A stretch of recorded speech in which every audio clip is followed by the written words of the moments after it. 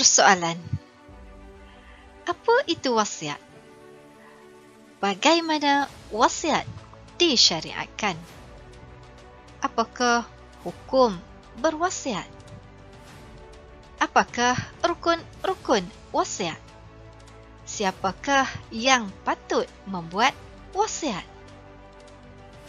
Sebelum menjawab persoalan-persoalan ini, mari kita lihat gambar yang berikutnya.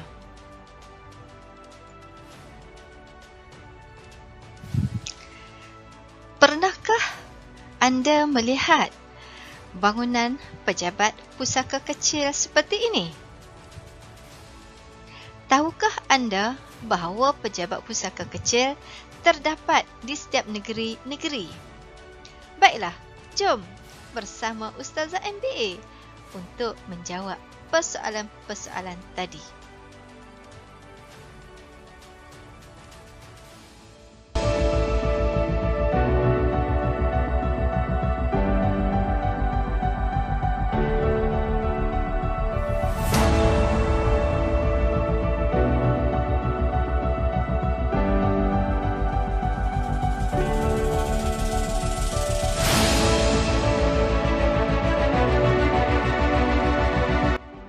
Pelajaran hari ini, pelajaran 14 tingkatan 5, dalam tajuk pengurusan harta selepas kematian, unit yang pertama, wasiat dalam Islam, pada muka surat 137.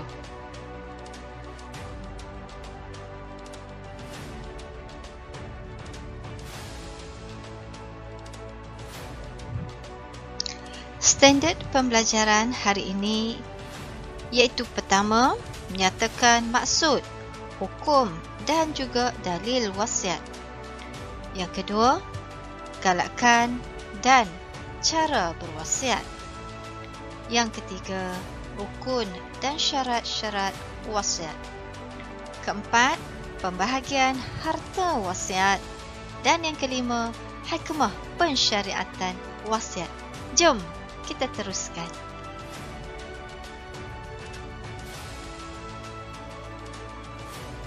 Part 4.28.1. Maksud wasiat. Apakah maksud wasiat tersebut? Wasiat ialah ikrar yang dibuat oleh seseorang semasa hidup untuk mengagihkan harta selepas kematiannya menurut hukum syarak.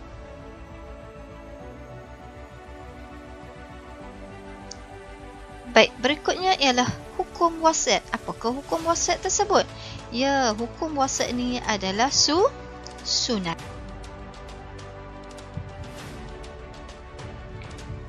Berikutnya tentang dalil wasiat. Firman Allah Subhanahu Wa Taala dalam surah Al-Baqarah ayat 180. A'udzu billahi minasyaitonir rajim. Kutiba 'alaikum إذا حضر أحدكم الموت إن ترك خيرا الوصية للوالدين والأقربين بالمعروف حقا على المتقين. Maksudnya, diwajibkan ke atas kamu apabila seseorang daripada kamu hampir mati. Jika dia ada meninggalkan harta, hendaklah ia membuat wasiat untuk ibu bapa dan kaum kerabat dengan cara yang baik menurut peraturan agama sebagai suatu kewajipan ke atas orang yang bertakwa. Dalil yang berikutnya, mari kita perhatikan daripada hadis Rasulullah sallallahu alaihi wasallam. Abdullah bin Umar radhiyallahu anhuma meriwayatkan bahawa Rasulullah sallallahu alaihi wasallam bersabda, ما حق امرئ مسلم له شيء يوصي فيه يبيت ليلتين إلا ووصيته مكتوبة عنده. Riwayat Al-Bukhari. Maksudnya, seseorang Muslim yang mempunyai sesuatu yang boleh diwasiatkan tidak sepatutnya tidur selama 2 malam berturut-turut, melainkan wasiat yang tertulis di sisinya. Baik, inilah dalil tentang saranan supaya kita berwasiat. Okey, baik, kita akan teruskan kepada berikutnya. Galakkan berwasiat.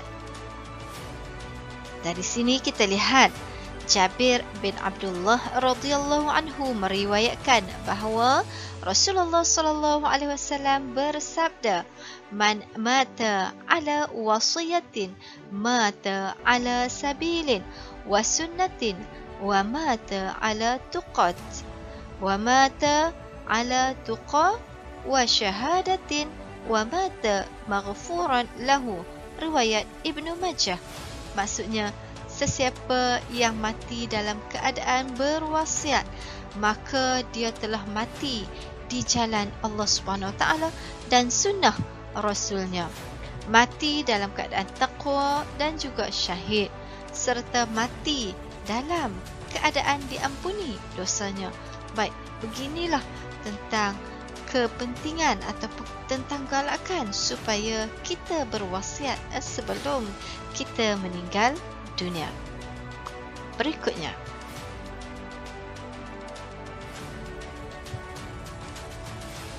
cara-cara pengurusan wasiat. Kita lihat cara yang pertama, harta yang diwasiat hendaklah dikira sebaik sahaja kematian pewasiat. Yang kedua, harta yang diwasiatkan tidak melebihi daripada 1/3 daripada keseluruhan hartanya. Dan yang ketiga, dilaksanakan setelah dilangsaikan segala perbelanjaan pengurusan jenazah dan juga hutang-hutang si mati. Baik, itulah untuk cara-cara pengurusan wasiat ya. Semoga anda dapat lihat tentang 3 cara pengurusan wasiat yang terdapat dalam pelajaran kita pada kali ini. Baik, berikutnya kita lihat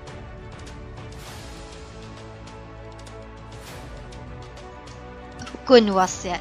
Di sini terdapat 4 rukun wasiat. Yang pertamanya ialah pewasiat.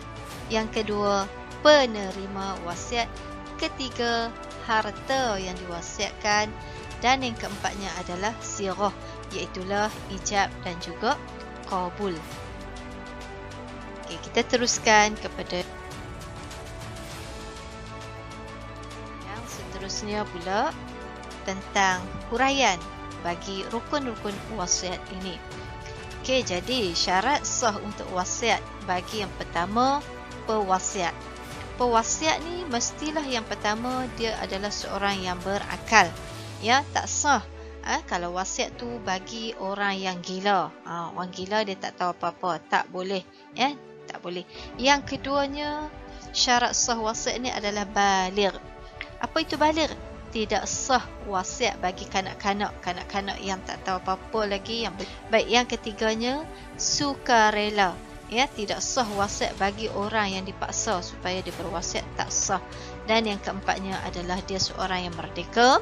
Tidak sah wasiat bagi hamba. Pada zaman kita hari ini tak adalah, dalam konteks kita hari ini tidak ada hamba. Jadi boleh, kita boleh berwasiat. Baik, seterusnya kita lihat tentang perkara yang berikutnya, tentang syarat sah wasiat yang kedua, iaitulah penerima wasiat pula. Siapa yang boleh terima wasiat ni? Okey, yang pertamanya ialah diketahui dengan jelasnya sama ada dia itu adalah individu tertentu ataupun mana-mana organisasi yang mana kita tahu secara jelas. Ya, tidak sah wasiat yang kita sebut secara umum, tak sah. Okey, yang kedua untuk penerima wasiat ni ialah dia adalah masih hidup. Tidak sah wasiat kepada orang yang telah pun mati. Tak boleh kita nak wasiat. Baik, yang ketiganya mempunyai kelayakan untuk memiliki dan juga menguruskan harta. Tidak sah wasiat kepada janin yang masih lagi dalam kandungan, yang mana yang belum dilahirkan. Tidak sah. Okey, baik. Seterusnya kita lihat kepada syarat sah yang ketiga pula. Apa syarat sah yang ketiga? Okay, syarat sah yang ketiga ni adalah harta yang diwasiatkan. Okay, bagaimana pula tentang harta yang diwasiatkan?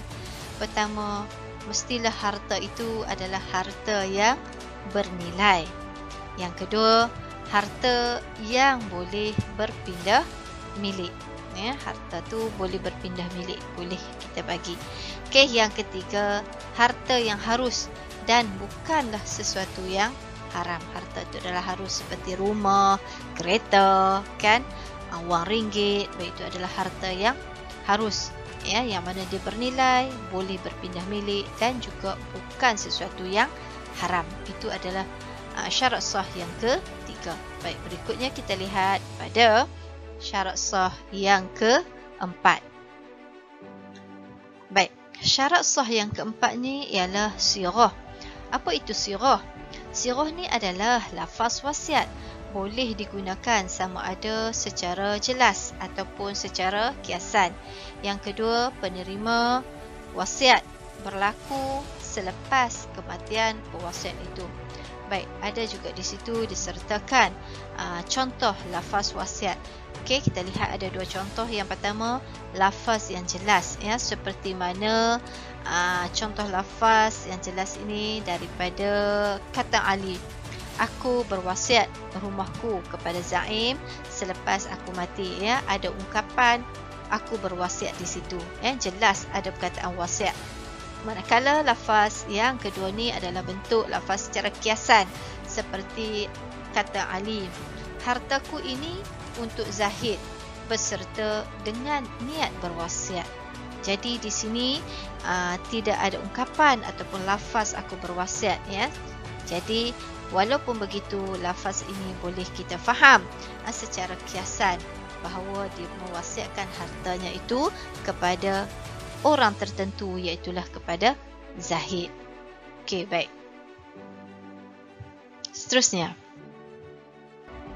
kita akan perhatikan pada pembahagian harta wasiat. Majoriti ulama berpendapat bahawa orang yang meninggalkan anggota waris kadarnya tidak lebih daripada 1/3 harta berdasarkan hadis, ya. Mari kita lihat apa hadis tersebut. Okey, Sa'ad bin Abi Waqqas radhiyallahu anhu meriwayatkan bahawa aku telah berkata kepada Rasulullah sallallahu alaihi wasallam, "Ya Rasulullah, ana dzu malin wa la yarisuni illa ibnatun li wahidatun. Afa atasaddaqu bi thulusai mali?" Qala, "La." Qultu, "Afa atasaddaqu bi syatrihi?" Qala, "La." Qultu, "Afa atasaddaqu bi thuluthihi?" Qala, "As-sulusu was-sulusu kasirun." Muttafaqun alaihi. Baik, apa maksud daripada hadis ini? Jom kita lihat maksudnya. Wahai Rasulullah, aku mempunyai harta dan aku tidak mempunyai waris kecuali seorang anak perempuan. Bolehkah aku mewasiatkan 2/3 hartaku? Rasulullah sallallahu alaihi wasallam menjawab, "Tak boleh." Aku bertanya lagi, "Bagaimana dengan separuh? 1/2 daripadanya?" Rasulullah sallallahu alaihi wasallam menjawab juga, "Tak boleh." Aku bertanya lagi, "Bagaimana dengan 1/3 daripadanya?" Rasulullah sallallahu alaihi wasallam menjawab, "Maka boleh berwasiat 1/3, ya, daripada harta. Sedangkan 1/3 itu pun banyak, ya." Rasulullah kata 1/3 itu pun banyak. Baik, kita lihat yang berikutnya. Jadi setelah kita tahu bahawa kita ada cara untuk kita berwasiat, apakah hikmah pensyariatan wasiat ini? Baik, hikmah yang pertamanya ialah, ya, mendapat ganjaran pahala yang berpanjangan walaupun selepas kita meninggal dunia. Itulah dia punya ganjaran ataupun hikmah pensyariatan wasiat ni. Baik, seterusnya hikmah yang kedua. Okey, kita lihat pada hikmah yang kedua, iaitulah menjamin kelangsungan operasi sesebuah organisasi melalui suntikan dana daripada wasiat yang ditinggalkan, ya. Jadi apabila contohnya kita memberi wasiat kita kepada rumah anak yatim contohnya, jadi mereka dapat menjamin kelangsungan operasi mereka, ya, melalui suntikan daripada apa yang kita berikan, wasiat ni kita berikan, ya, kita tinggalkan kepada mereka. Itu yang kedua. Baik, kita akan lihat pada yang ketiganya pula. Okey. Baik, apakah hikmah pensyariatan wasiat ini yang ketiga? Iaitulah memanfaatkan harta bagi tujuan kebajikan masyarakat melalui wasiat, ya. Harta yang kita ada ni boleh bagi kebajikan untuk masyarakat kita. Baik, itu yang ketiga. Seterusnya kita lihat pada hikmah yang keempat pensyariatan wasiat ni, iaitulah menjaga kebajikan orang yang hampir dengan kita. Siapa hampir dengan si mati? Seperti anak angkat, ya, atau anggota waris yang tidak layak menerima harta pusaka. Okey, itulah di antara hikmah pensyariatan hikmah pensyariatan wasiat, ya. Baik, kita akan lihat pada aktiviti yang ketiga, ya. Yang ni aktiviti ketiga, persoalan perbincangan ini terdapat dalam buku teks pada muka surat 143 bagi aktiviti nombor 3, iaitulah cara berwasiat melalui agensi. Baik, kalau kita nak berwasiat melalui agensi, pertama apa yang perlu kita buat ialah memastikan agensi tersebut sah di sudut syarak.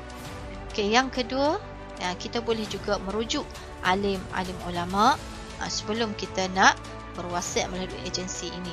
Kemudian kita juga boleh merujuk majlis amanah raya yang mana bertanggungjawab untuk melaksanakan ataupun bertanggungjawab untuk menguruskan wasiat. Okey, baik, itu di antaranya lah. Okey, kita lihat lagi yang berikutnya. Jadi di sini juga untuk cara berwasiat melalui agensi ini, saya lampirkan juga di sini laman web untuk rujukan bagi menguruskan harta pusaka yang mana dia di bawah JKPTG ataupun disebut sebagai Jabatan Ketua Pengarah Tanah dan Galian Persekutuan yang mana terdapat di setiap negeri, ya. Untuk maklumat lanjut, jadi bolehlah layari laman web tersebut yang mana laman web ini Ustazah sediakan juga di bahagian deskripsi, ya. InsyaAllah, mudah-mudahan apabila rujuk dalam laman web tersebut, kita boleh lihat sejauh mana masyarakat kita hari ini sedar tentang pelaksanaan ataupun sedar tentang peranan yang dimainkan oleh wasiat ini, ya, sepanjang kehidupan kita.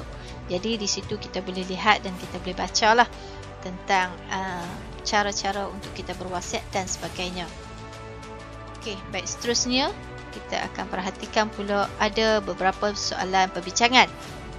Jadi soalan perbincangan di sini, jelaskan hukum bagi situasi berikut. Pemberian wasiat kepada ibu bapa bukan Islam daripada anaknya yang Muslim, boleh ataupun tidak? Ya, soalan perbincangan ini terdapat dalam buku teks pada muka surat 143 bagi aktiviti nombor 4. Okey, jadi di sini jawapannya adalah wasiat boleh diberikan kepada bukan Islam pada kadar tidak melebihi 1/3 bahagian. Lebih-lebih lagi sekiranya pewasiat tu mempunyai ibu bapa ataupun waris yang berlainan agama. Okey, jadi boleh, ya. Baik, yang berikutnya tentang persoalan yang berikutnya, jelaskan hukum bagi situasi berikut. Jadi yang ni pun ada pada muka surat 143. Untuk jawapan ni Ustazah merujuk laman web MAIS. Okey, jadi soalannya, jelaskan hukum bagi situasi berikut. Berwasiat melalui media massa, ya. Media massa boleh ataupun tidak? Jadi wasiat melalui media massa boleh dibuat dengan kita mengisi borang permohonan wasiat. Contohnya yang ni Ustazah ambil daripada negeri Selangor, yang mana kita boleh dapati secara atas talian, ya, yang boleh mengisi borang dalam laman web wasiat.com.my. bagi yang tinggal di negeri Selangor, ya, di bawah MAIS. Dan Ustazah yakin di setiap negeri-negeri juga ada, dan kita perlu rujuklah kepada Majlis Agama Islam bagi setiap negeri masing-masing. Okey, baik, seterusnya. rujukan tambahan. Okey. Jadi tadi pun Ustazah dah sebut. Jadi bagi mendapatkan makluman lebih lanjut, bolehlah rujuk ke laman web di bawah ini, iaitu pengurusan harta pusaka di bawah JKPTG, ya. Dalam kurungan P Akta Harta Pusaka Kecil Pembahagian 1955 ikim.gov.my. Okey, baik. Mudah-mudahan konsep itu bermanfaat. Okey, seterusnya kita lihat pula kepada persoalan berikutnya. Siapakah yang patut membuat wasiat? Okey, yang patut membuat wasiat siapa? Okey, di sini antara orang yang patut untuk membuat wasiat adalah orang yang berharta. Ya, orang yang berharta. Kemudian yang kedua, orang yang mempunyai anak angkat. Ya, ada anak angkat, dia boleh berwasiat. Yang ketiga, orang yang tiada waris. Ya, kita boleh kemudian yang keempat, orang yang tidak berkahwin, dia ada harta tapi dia tak berkahwin, ya, jadi dia boleh buat wasiat. Kemudian yang kelima, orang yang berhutang, ya, dia kena pergi juga untuk berwasiat. Dan yang keenam adalah mu'allaf, ya, boleh juga. Jadi inilah antara orang-orang yang patut untuk membuat wasiat. Okey, baik. Semoga apa yang Ustazah kongsikan daripada kelas Ustazah pada kali ini, anda semua dapat memahami dengan lebih jelas tentang topik berkaitan dengan pengurusan harta setelah kita mati dalam bab wasiat, ya, dalam bab wasiat. Okey, baik, seterusnya kita lihat yang berikutnya. Okey, jadi sampai di sini sahaja untuk topik kita pada kali ini. Sekian, terima kasih semua.